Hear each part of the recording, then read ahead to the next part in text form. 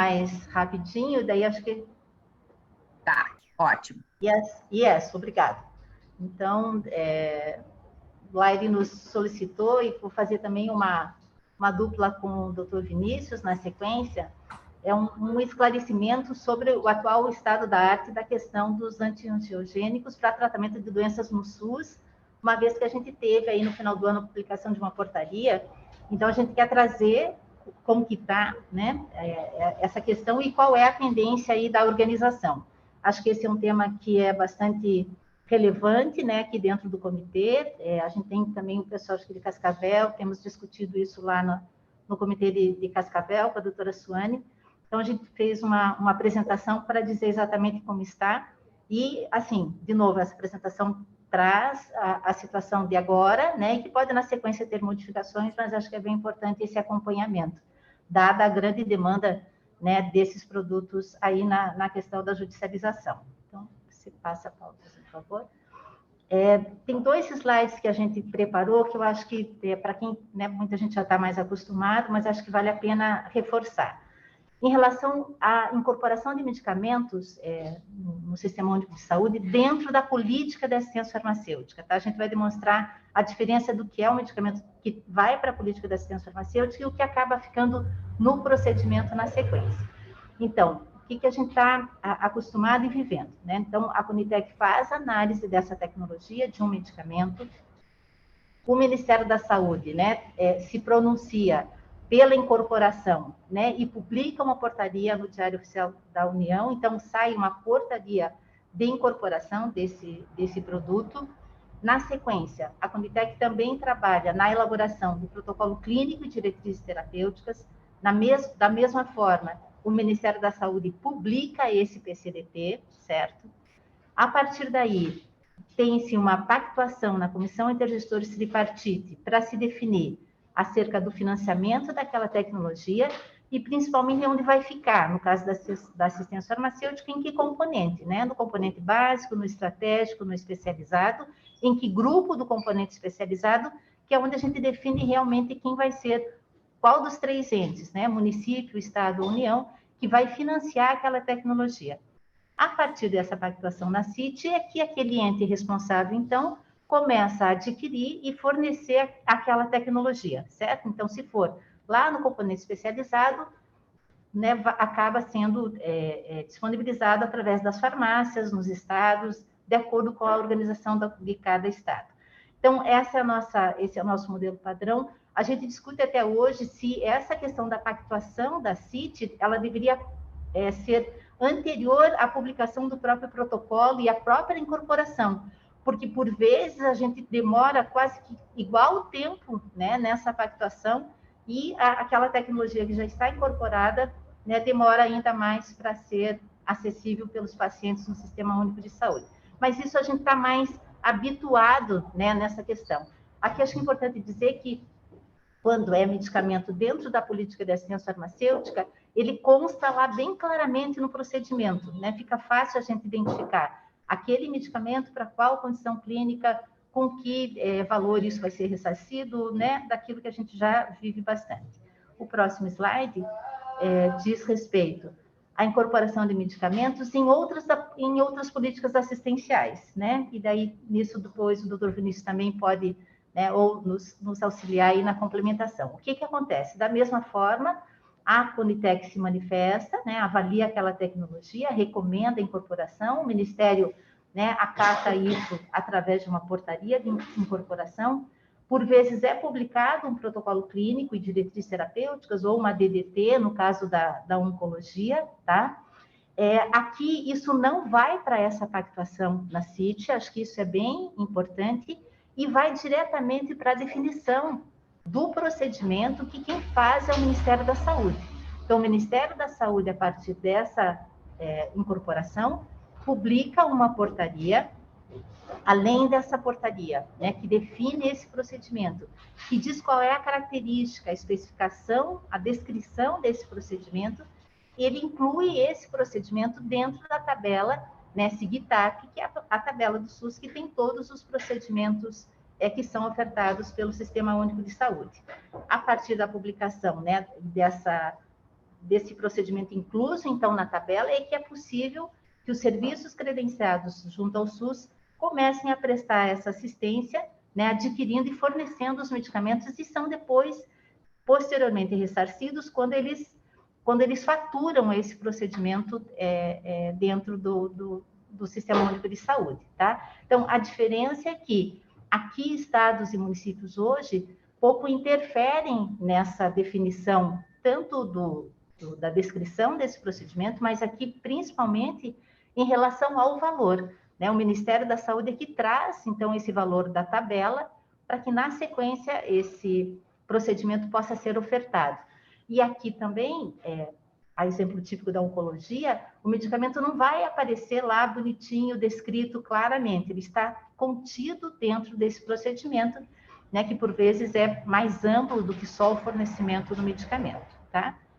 Então, dadas essas diferenças, o que a gente tem hoje em relação aos antiangiogênicos, né? 2 produtos já incorporados, o aflibercept e o ranibizumab, tá? Ambos são de aplicação, né, injeção intravítrea, e incorporados para 2 condições clínicas, edema macular diabético e a degeneração macular relacionada à idade, DMRI, neovascular. Isso tudo é colocado dentro da política de assistência oftalmológica no SUS. Esse é o retrato que a gente tem hoje dessas tecnologias para essas 2 condições. Então, em relação ao edema macular diabético, qual é o estágio em que a gente se encontra, tá? Então, aqui é edema macular diabético associado à retinopatia diabética. A gente escuta as 2 terminologias, né? Então, esse é o nome da condição clínica mesmo, né? O aflibercept foi incorporado em 2019 para essa condição clínica, o ranibizumab em 2020, então constam ali as portarias que já trouxeram essa incorporação. O protocolo da retinopatia diabética foi publicado em outubro de 2021, tá?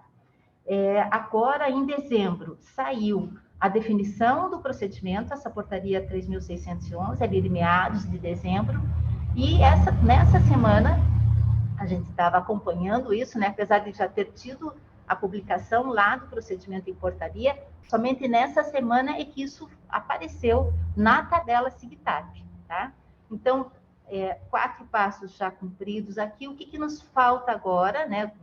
A partir dessa publicação, o doutor Vinícius depois, né, explica bem direitinho isso, como que vai se dar a organização dos serviços credenciados ao SUS para efetivamente atender esse paciente e já promover a aplicação do medicamento dentro desse procedimento, né? Então, aqui, isso sai da alçada da assistência farmacêutica. Não haverá disponibilização desse medicamento nas nossas farmácias para esse atendimento, né? Vai na lógica, então, dessa política que é de assistência, que engloba, inclusive, o fornecimento do medicamento, tá?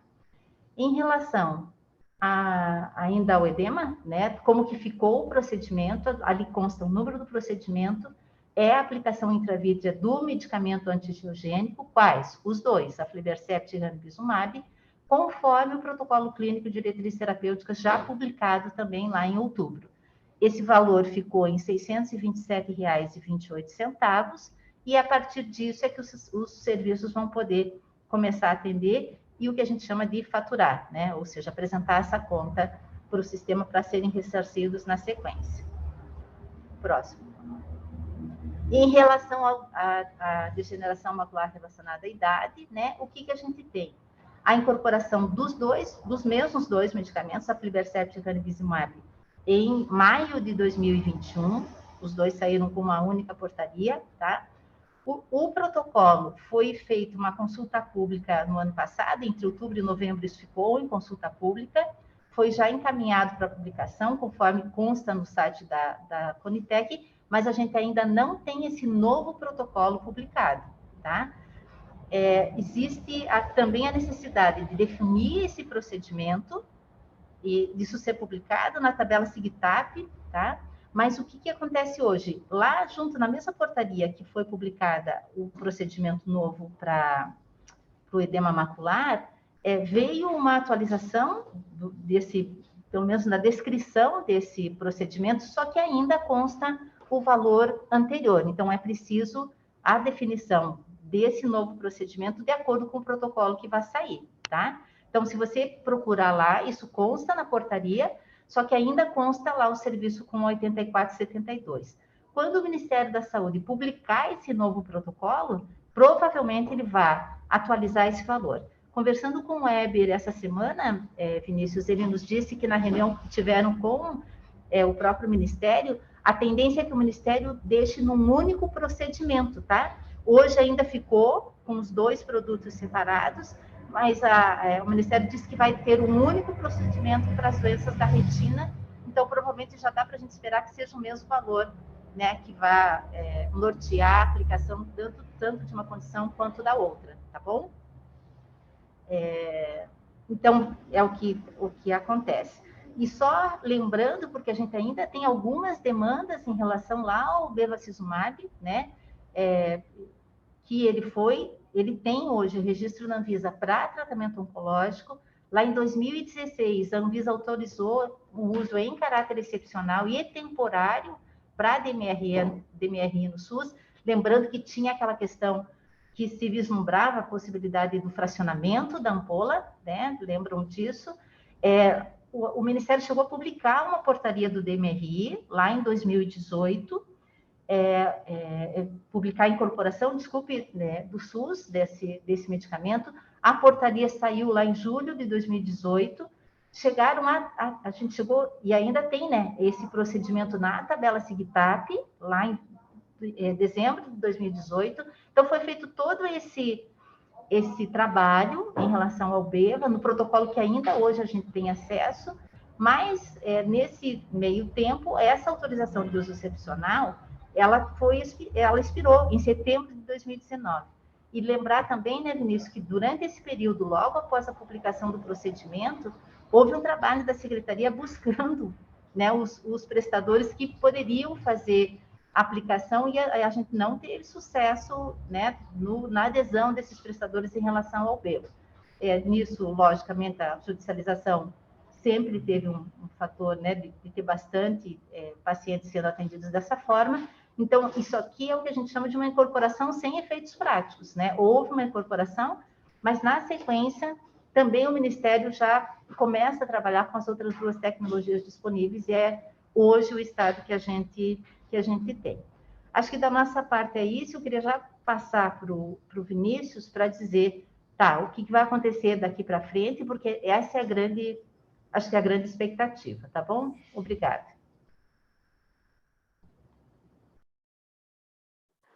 Bem, a Deise fez uma apropriação muito completa do processo. Qual é o estado da arte hoje? Até o final do ano, nós não tínhamos possibilidade nenhuma de exigir que prestadores fizessem o procedimento, uma vez que não constava de protocolo ou não existia na tabela. Pois bem, para o edema macular diabético, já consta na tabela, portanto, é um procedimento que pode ser faturado a partir de hoje. Qual é a necessidade de cada prestador? Apenas atender o doente, fazer a aplicação e faturar isso contra o SUS. O financiamento desse procedimento é FAEC, ou seja, isso durante 6 meses o Ministério da Saúde vai manter esse financiamento com financiamento, como nós chamamos, extra-teto, ou seja, se faturarmos R$1, receberemos R$1, se faturarmos 1 milhão, receberemos 1 milhão. Então, não há limite, em tese, para esse faturamento. Nós precisamos agora ajustar os contratos assistenciais dos prestadores, tanto os municípios que têm gestão do teto, como Curitiba, Londrina, Maringá, quanto o Estado com seus prestadores. Então, tem que incluir no contrato assistencial essa possibilidade de faturamento, mas isso de imediato é possível fazer o atendimento sem nenhuma restrição por conta de incapacidade de faturamento. É possível faturar e há segurança absoluta do recebimento. Essa lógica que hoje já vige para a diabetes deverá ser a mesma, portanto, para a DMRI. Isso a Deise falou, é uma informação que ela acabou de também me confirmar. Assim, deverá ser o mesmo valor, deverão ser as 2 condições clínicas com o mesmo tratamento. Não há por que você ter 2 procedimentos separados, né? Uma vez que o medicamento é o mesmo, o procedimento é o mesmo. Deverá, portanto, em muito pouco espaço de tempo, possivelmente, assim que confirmar a publicação do protocolo, já a incorporação para a DMRI. Mas o hemodiabético é o maior volume, a maior prevalência de pacientes que têm demanda de atendimento. Então, nessa etapa, o Estado já está consultando os seus prestadores no sentido de fazer a proposição de atendimento no âmbito da tabela. Antes não tinha tabela, portanto, havia as ações que demandavam o atendimento e o pagamento fora da tabela. Portanto, valores que foram negociados em cada região do Estado de forma diferente, né? Os senhores têm, evidentemente, essa informação. Nós temos agora a seguinte etapa da negociação, que é um problema da gestão, como o prestador vai realizar o procedimento no valor que foi colocado na tabela SUS. Isso é 1/4 do valor, menor valor possível que está sendo praticado hoje no Paraná. Então, isso será um embate nada simples. No entanto, não há mais nenhum impedimento do prestador realizar o procedimento. Há, portanto, a incorporação do medicamento, dose única, não há necessidade de fracionamento mais, como o bevacizumab tinha, e agora uma discussão técnica com o prestador e, claro, financeira. Como muitos procedimentos SUS, o valor de tabela, que hoje já existe, ele eventualmente pode não cobrir o custo de aquisição do medicamento. Esse agora vai ser um outro nível de discussão, né? De qualquer forma, não há mais nenhuma impropriedade ou ilegalidade na aplicação da medicação, e essa etapa de negociação, eu não tenho um prazo definido para que isso ocorra, mas tem que ocorrer dentro de 30, 60 dias no máximo, para que a gente possa estabelecer, inclusive, os reajustes contratuais que são necessários.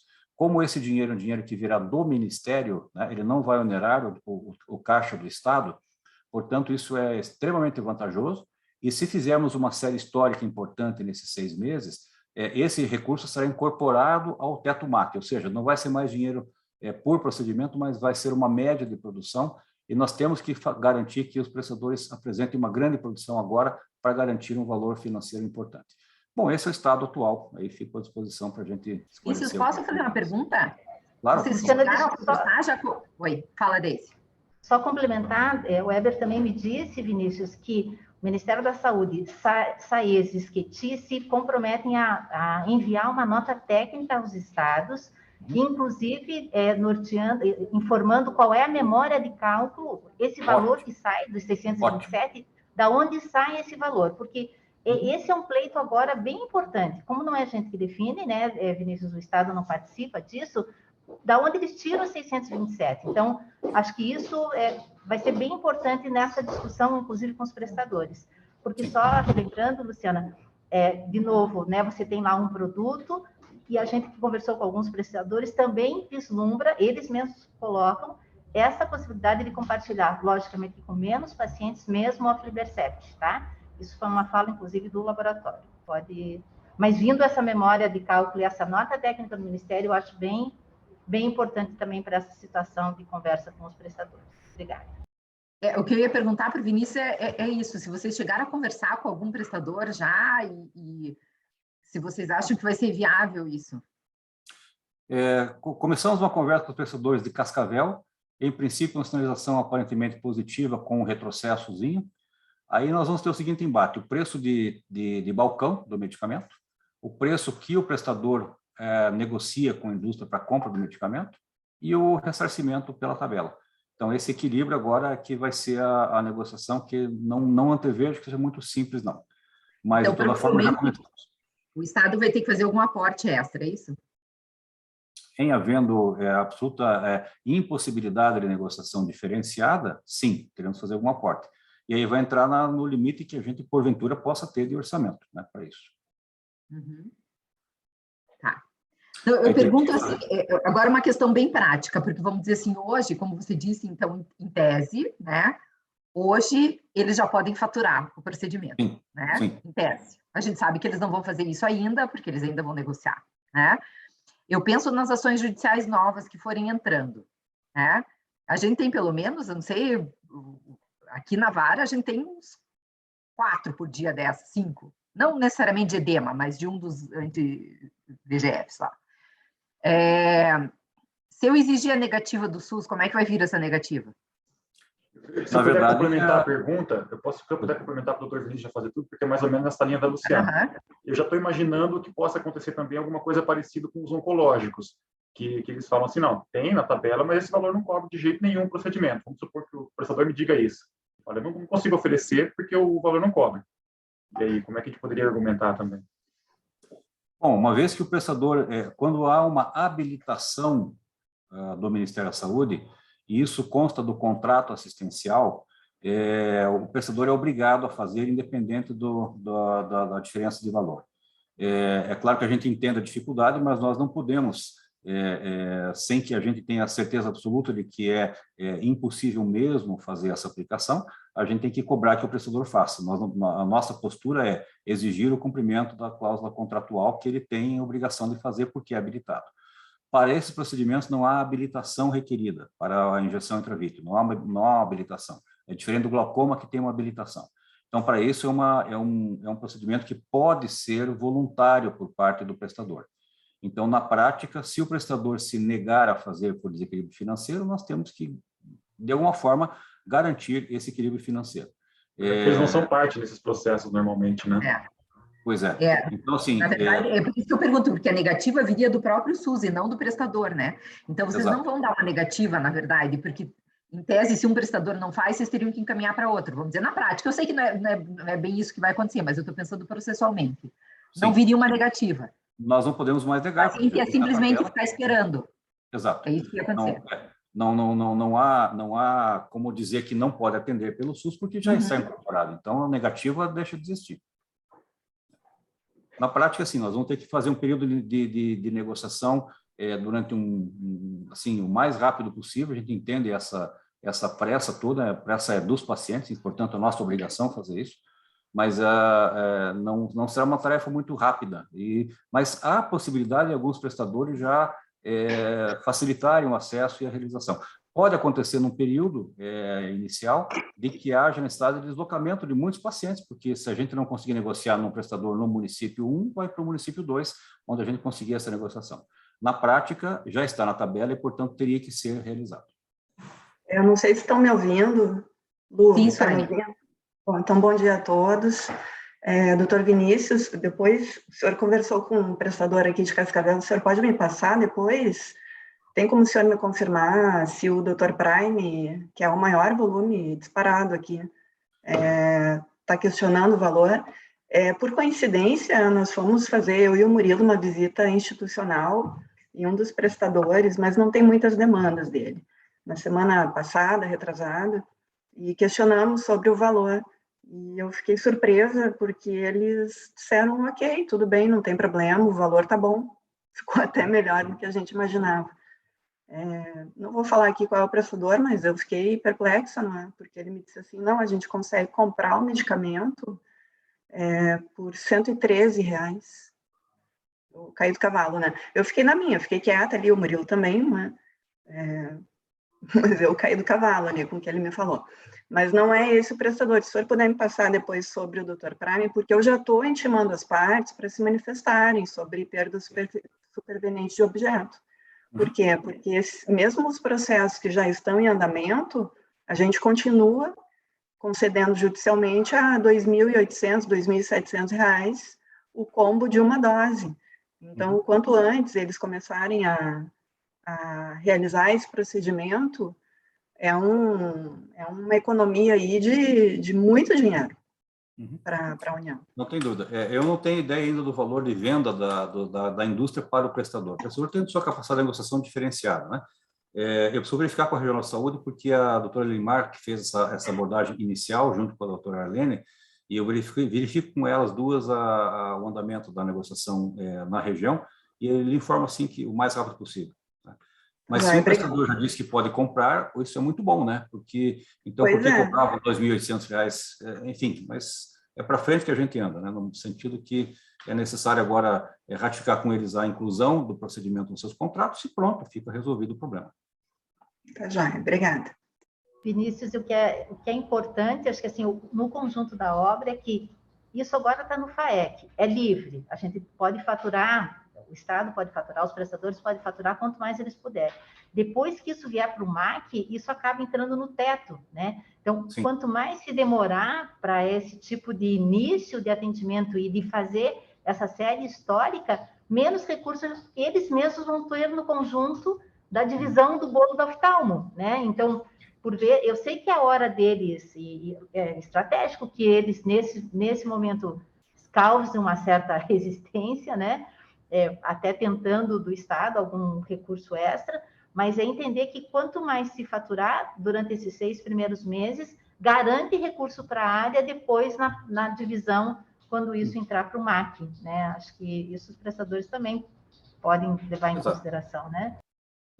É interesse comum deles e nosso, principalmente, nós somos gestores, né? Eu acho que, assim, só para que todos entendam qual é o timing, por exemplo, o paciente atendido hoje, essa fatura do mês de janeiro é apresentada em fevereiro, processada e entregue no Ministério em março, e esse dinheiro vem em março, ou seja, ele recebe em 45 dias depois da realização do procedimento. O que não é um prazo, é um prazo comum do SUS, é exatamente o mesmo processo de sempre. E é uma garantia de que esse recurso não onera cofre do Estado. Então, nós vamos fazer um esforço muito grande para tentar agilizar ao máximo esse atendimento, para que criar uma série histórica consistente. Isso virá em benefício de todos, né, dos prestadores que têm gestão do teto MAC e do Estado também.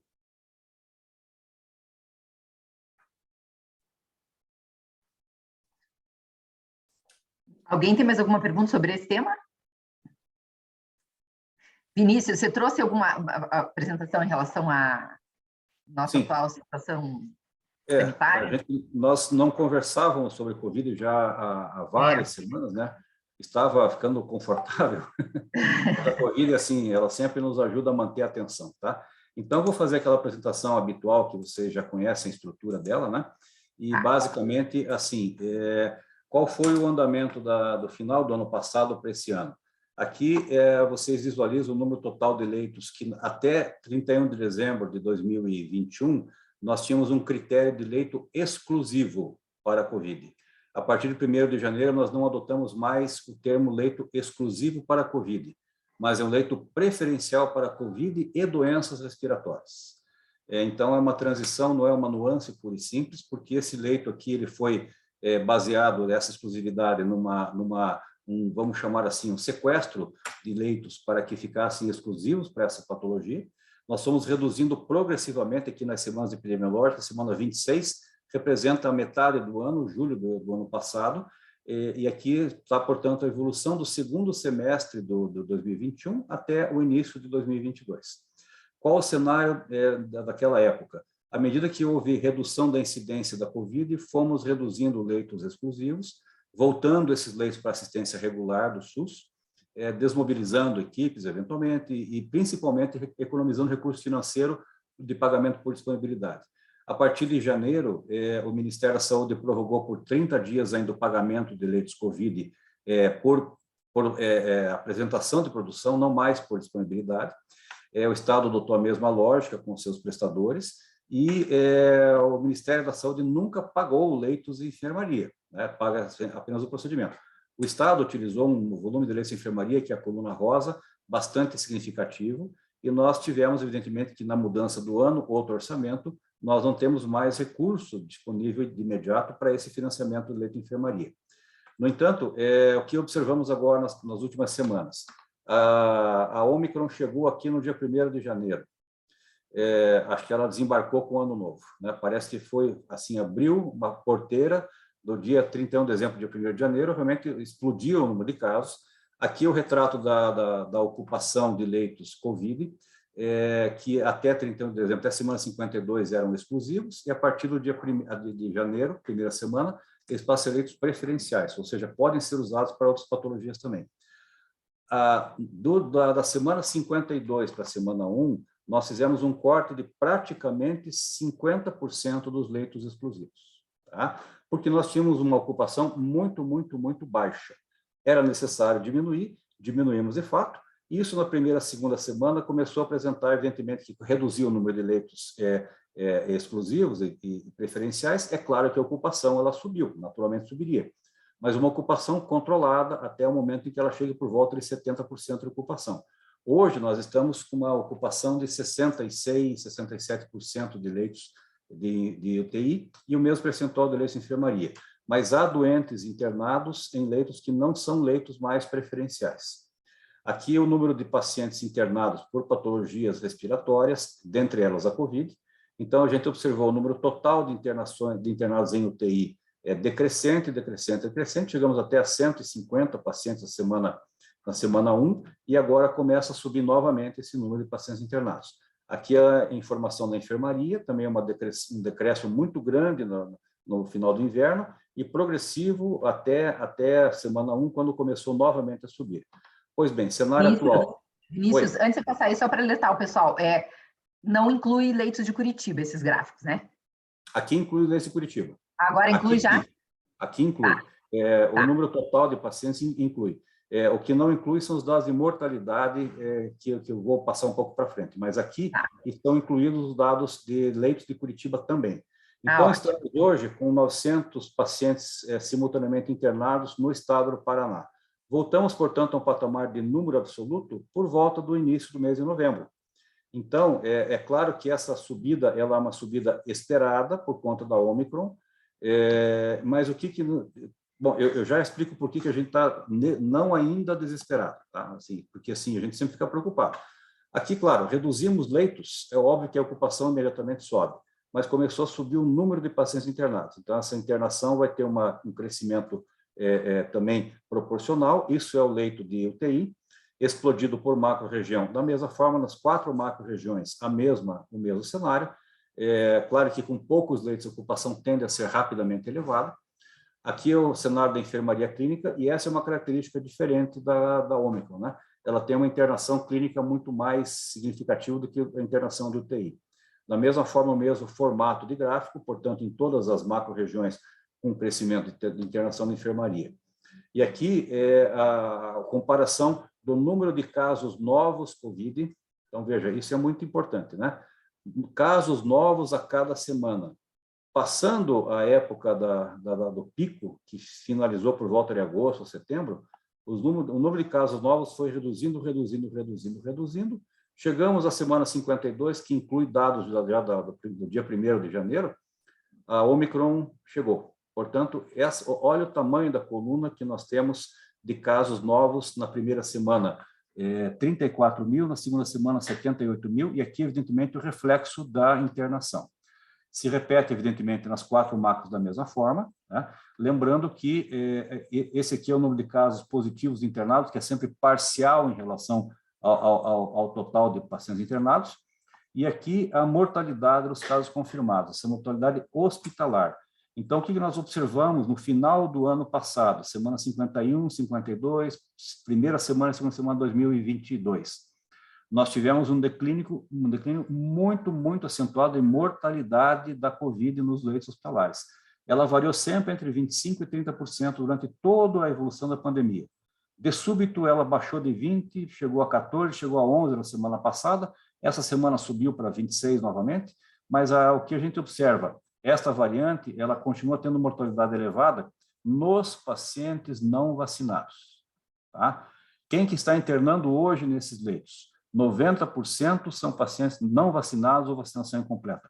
É óbvio que esse paciente é igual à COVID da Omicron, é igual à COVID da Delta, é a COVID como um todo. O não vacinado passa a ter o mesmo risco.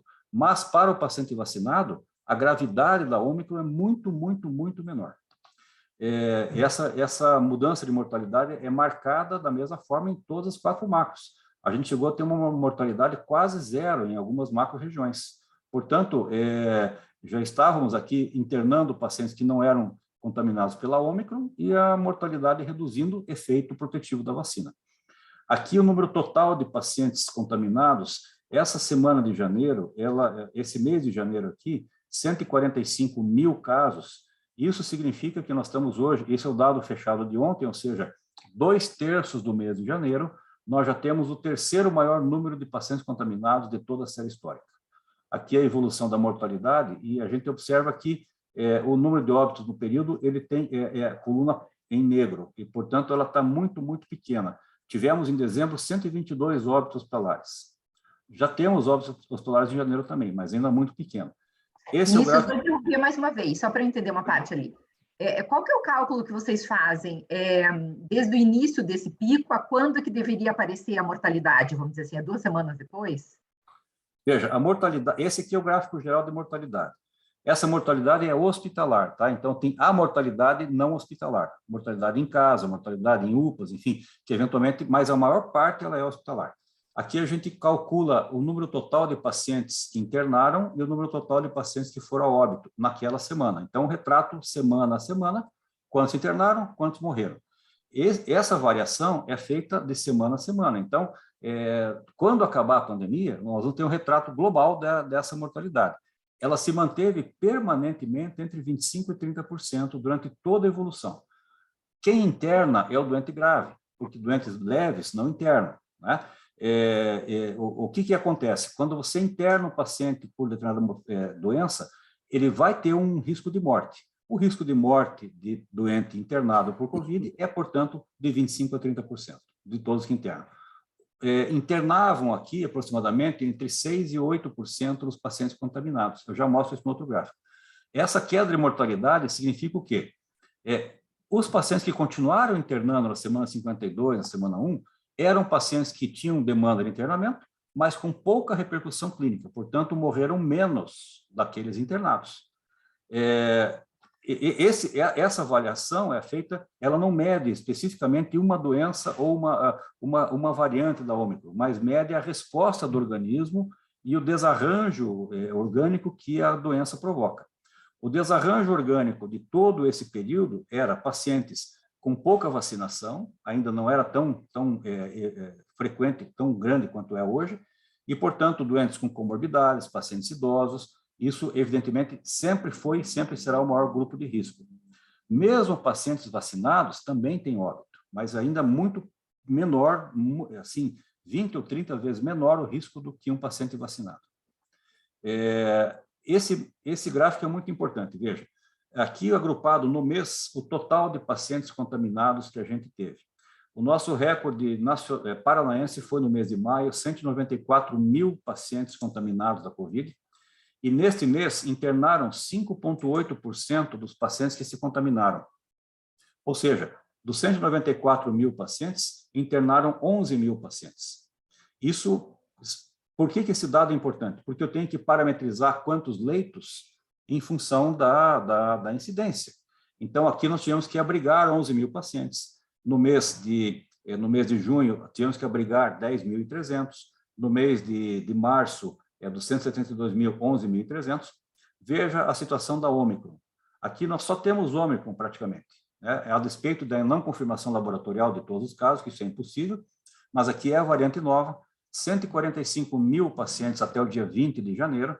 Nós vamos com facilidade passar o mês de maio, não tenho dúvida disso, porque a gente tem processo todos os dias, muitos casos novos. A gente vai ter uma explosão absoluta de pacientes em janeiro e em fevereiro, tá? Só que, veja, dos pacientes de janeiro, 0,2% internaram novos. Não dá para comparar a evolução, por exemplo, da linha amarela, que foi entre 4% e 9%. Variou, na média, por volta de 8% dos pacientes internaram. Todo paciente contaminado, 8% interno. Não sei se vocês estão lembrados, lá no começo nós usávamos dados da literatura de outros países, por volta de 10% internariam. A gente parametrizou dessa forma. Ficou por 8%. Que bom, né? Mas hoje é 0,2%. Dezembro, 2,6%. Ou seja, a cobertura vacinal avançou tão rapidamente aqui que a gente foi reduzindo. Veja o declínio da linha amarela, como ela é consistente. Ou seja, a gente teve cada vez menos doentes internados. Por quê? O paciente vacinado vai internar, mas não vai morrer. Essa variante nova, muitos pacientes se contaminarão e muito poucos internarão. Hoje, claro que isso ainda a gente tem que avaliar, claro, dias e semanas sequenciais, né? A gente vai ter lançamento de dados novos a cada semana, mas a gente prevê que a Ômicron tenha uma grande capacidade de contaminação. Talvez a gente bata recorde nacional mesmo. No Paraná, a gente vai passar o mês de maio, seguramente, porque se isso aqui é 2/3, a gente vai ter aqui mais de 210 mil pacientes, teoricamente, né? Então, a gente vai ter, assim, muitos pacientes contaminados, até aquilo que eu comentei, né? Cada um vai ter a sua Covid, para chamar de sua, porque é isso mesmo, assim, muitos pacientes. É até engraçado, porque eu tenho na esquina, na frente do meu prédio, do meu apartamento, tem uma farmácia. Segunda-feira de manhã, amanhece 6h30, 7 horas da manhã, fila de carro, gente fazendo fila para fazer exame da consciência. Por quê? Porque estiverem em ambientes de risco, né, no Natal, no Ano Novo, Réveillon, etc., final de semana, na praia, segunda-feira, opa, vou ver se estou com Covid. Então, virou uma consulta, assim, como se fosse banal, como se fosse no shopping.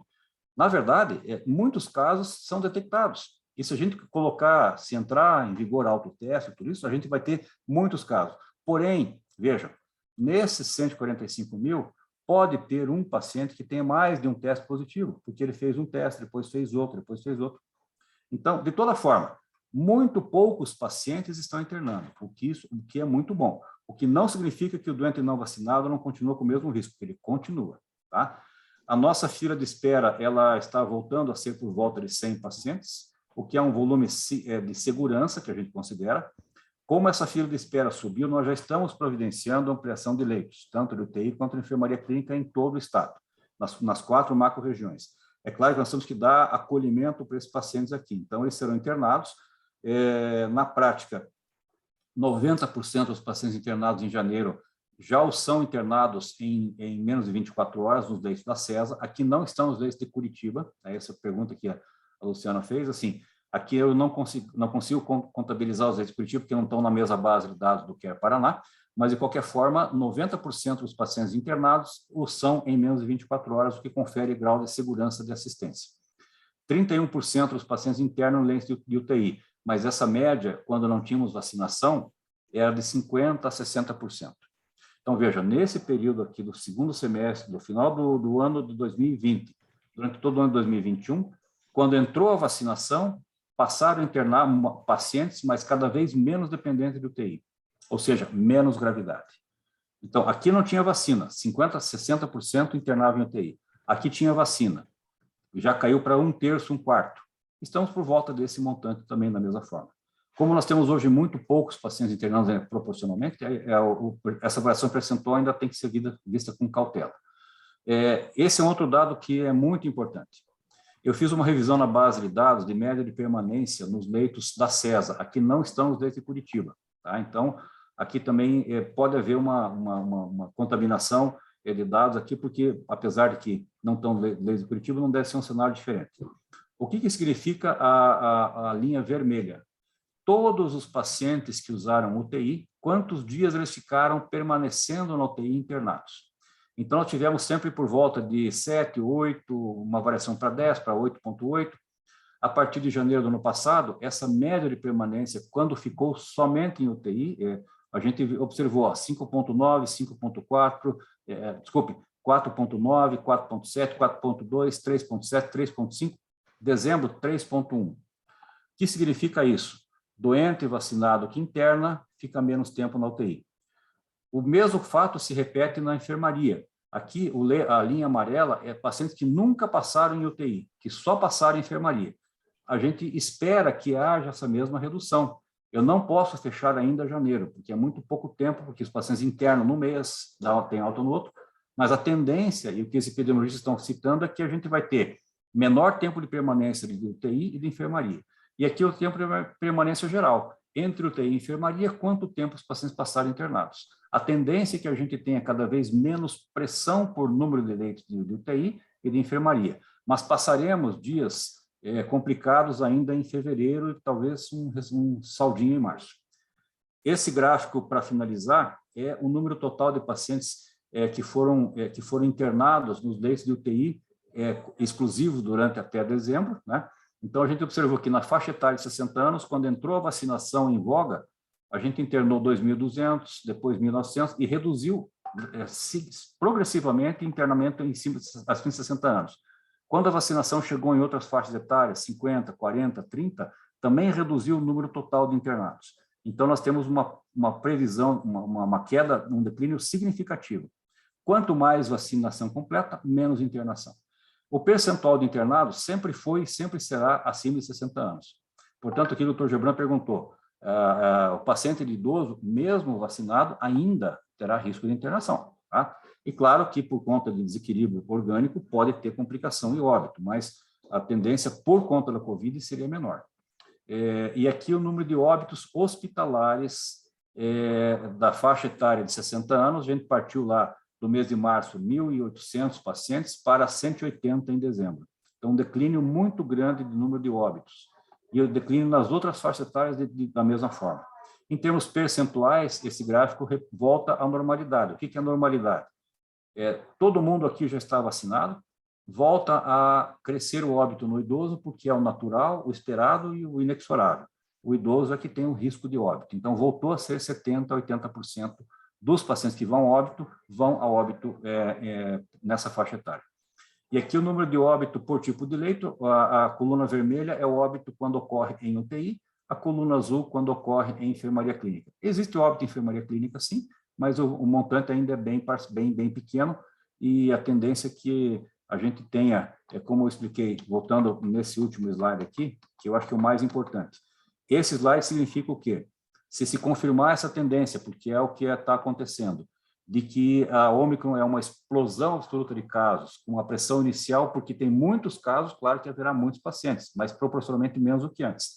A gente vai passar em janeiro e fevereiro com uma grande quantidade de pacientes contaminados, um grande volume de internamento, mas, em princípio, o que aconteceu no resto do mundo, onde a Ômicron já passou, vai acontecer aqui. A gente também vai ter uma diminuição de pressão em fevereiro e em março, como tendência de, vamos pensar assim, uma equalização dessa doença. Ela vai voltar a ser uma gripe aliada a H1N1, H3N2, tudo isso. Aqui, na ocupação, o que eu também quero lembrar, que a gente interna todo doente que tem síndrome respiratória. É óbvio que a gente não exige que ele seja um paciente confirmado COVID para internar. Ele interna com síndrome respiratória. Então, aqui tem H3N2, tem H1N1, tem outras síndromes respiratórias. Tem o falso negativo da COVID. Então, a gente não deve se assustar somente com a percentual de ocupação. Mas, por esses fatores todos, eu acredito que a gente tem um cenário um pouco menos preocupante, apesar que, claro, que ele é preocupante. Não estamos relaxando com isso, mas, assim, a tendência é que nós vamos monitorando sempre agora, aumentando leitos, reduzindo leitos, da forma para fazer o monitoramento. Então, basicamente, esse status atual. Vinícius, da linha do que a Luciana estava falando, me preocupou o seguinte: nós não temos, se os casos vão explodir em janeiro, vão chegar em 210 mil, que foi o número que você projetou, né? Os internamentos e os óbitos não devem também repercutir de modo significativo em fevereiro ou na última semana de janeiro, porque se o caso é hoje, nós demoramos Sim. algum tempo de internamento, de cuidados e para ter um desfecho negativo em algumas situações. O óbito vai acontecer de 10 a 15 dias depois da contaminação, em princípio, né? Em linhas gerais, a média é isso. Então, claro, internamento no final, nessa semana de janeiro, que é a última semana, a próxima, os óbitos acontecerão em fevereiro. Mas a gente não pode descolar o óbito do total de casos, nem do total de internamentos. O que a gente entende? Claro que há doentes internados, há todos aqueles que não se vacinaram completamente, ou aqueles vacinados que têm pensamento frágil, esses continuam com o mesmo risco de óbito de antes, de 30% de risco de óbito hospitalar. Mas é que a gente deverá ter menos pacientes internados agora do que antes. É claro que o paciente protegido, ele deixou de ser um candidato à internação, né? Então, os remanescentes não protegidos voltam a ter o mesmo risco, a mesma gravidade. A Ômicron não mata menos do que a Delta, tá? A Ômicron é debelada mais facilmente no vacinado. É isso que é a diferença. Agora, a Ômicron e a Delta são iguais para o não vacinado. Mata igual, tá? Então, a tendência é essa, que a gente vai ter um grande número, mas um percentual. Hoje, por exemplo, com 0,8% de internamento, é excelente. Ou seja, isso é muito, muito seguro para a gente raciocinar em termos de projeção de número de óbitos global, né? Mas, claro, como todo acompanhamento epidemiológico, ele tem que ser sucessivo e com bastante cautela, para não haver precipitação. Doutor Vinícius, só uma pergunta: até que ponto esse apagão que teve nos dados do Ministério da Saúde pode ter comprometido as estatísticas? Você acha que isso aconteceu ou dá para ter um pouco mais de segurança mesmo com esse apagão? Aconteceu.